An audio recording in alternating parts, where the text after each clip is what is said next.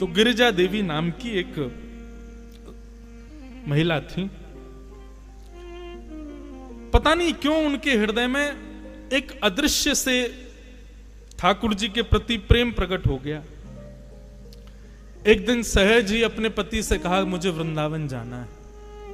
पति ने कहा ठीक है, कल तुम्हारी व्यवस्था कर देते हैं, वृंदावन चली जाओ। ज्यादा नहीं, 50, 60, 100 वर्ष पुरानी बात होगी ज्यादा से ज्यादा। लेकिन मैं केवल जाके दर्शन करके वापस आने के लिए नहीं मांग रही हूं आज्ञा, मैं सदा के लिए वृंदावन ही रहूंगी, मैं वापस नहीं आऊंगी। पति ने पहले तो बहुत मना किया, बहुत दिन तक उसकी आज्ञा का, बोले ऐसे कैसे जाने दूंगा, कहां रहोगी, क्या बोले वो नहीं पता, बस मुझे वृंदावन जाने दो। जब स्थिति ऐसे होने लगी, कृष्ण विरह का ज्वर चढ़ने लगा, बुखार आने लगा, किसी भी औषधि से भी वो बुखार दूर नहीं होता था, तो पति ने यही सोचा उसी में भलाई है कि इनको वृंदावन भेजो। और वृंदावन आई। श्री राधा रमण जी की अनन्य भक्त, सदा उन्हीं के दर्शन करते, उन्हीं की लीला का अनुभव करते। कभी ठाकुर जी स्वप्न में आते, कभी अनुभव में आते, कभी मंदिर में वो दर्शन कर रही होती तो उनको अनुभव होता कि कंधे पे बैठे हैं मेरे और मुझे ऐसे करके देख रहे हैं, ऐसा उनको अनुभव होता धीरे धीरे। लेकिन जैसे ही वो उस अनुभव में प्रवेश करती, ठाकुर जी अंतर्ध्यान हो जाते, उनको ये पीड़ा सहन नहीं होती। वो राधारमण जी से कहती, आप आते ही क्यों जब आपको मिलना ही नहीं है, तो आप मुझे स्वप्न में क्यों दिखते हो जब आपको निरंतर रहना ही नहीं है, तो मुझे स्पर्श करके क्यों जाते हो जब मेरा स्पर्श नहीं आपको करवाना है, तो मत किया करो आप ऐसे। मैं नित्य मंदिर आऊं, आपको देखूं, चली जाऊं, यहीं तक भक्ति रहने दो ना, आप क्यों मुझे पीड़ा देते हो। ये गोपियों की स्थिति भागवत में यही है। नेह किम वद विष जलाप्यया व्याल राक्षसा वर्षमा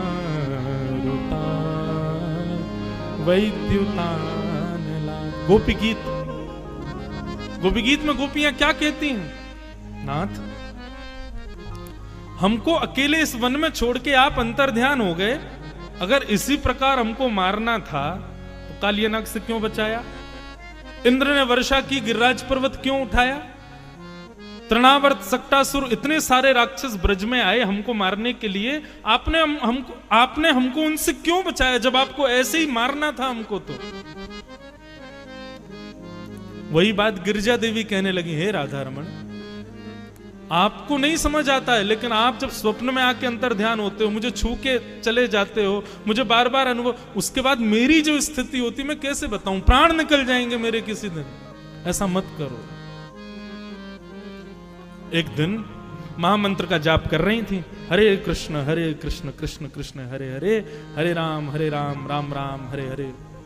महामंत्र का जप निरंतर करती थी, और जब वो जप करने बैठती तो कभी हाथ से माला छूट जाए, कभी उनको नींद सी आने लग जाए, कभी पीछे से नोच के भग जाए ठाकुर जी, ऐसे कुछ ना कुछ करते थे।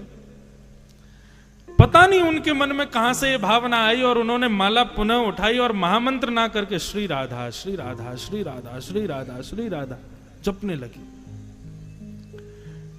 जैसे ही श्री राधा नाम का उच्चारण करना उन्होंने प्रारंभ किया, किसी ने उनको कहा नहीं, किसी ने उनको बोला भी नहीं, पर सहज ही उन्होंने शुरू कर दिया। क्यों? इस विरह वेदना को श्री जी समझ गई थी कैसे दूर करना है। बहुत ध्यान से सुनना क्या हुआ। जैसे श्री राधा राधा राधा जपने लगी तो गिरिजा देवी एक गोस्वामी जी के यहाँ किराए पर रहती थी, नीलमणि गोस्वामी जी के घर पर किराए पर रहती थी। वो गोस्वामी जी को ज्वर चढ़ा था, वो लेटे हुए थे अपने बिस्तर पर। अचानक बिस्तर पर लेटे लेटे उनको पता नहीं क्या हुआ, वो कहने लगे गिरिजा देवी को बुलाओ, गिरिजा देवी को बुलाओ, गिरिजा देवी को बुलाओ। लोग दौड़े दौड़े गए, अरे गिरिजा देवी गोस्वामी जी पुकार रहे हैं, जल्दी चलो। वो दौड़ करके जैसे ही आई गोस्वामी जी के पास, कहो बाबा।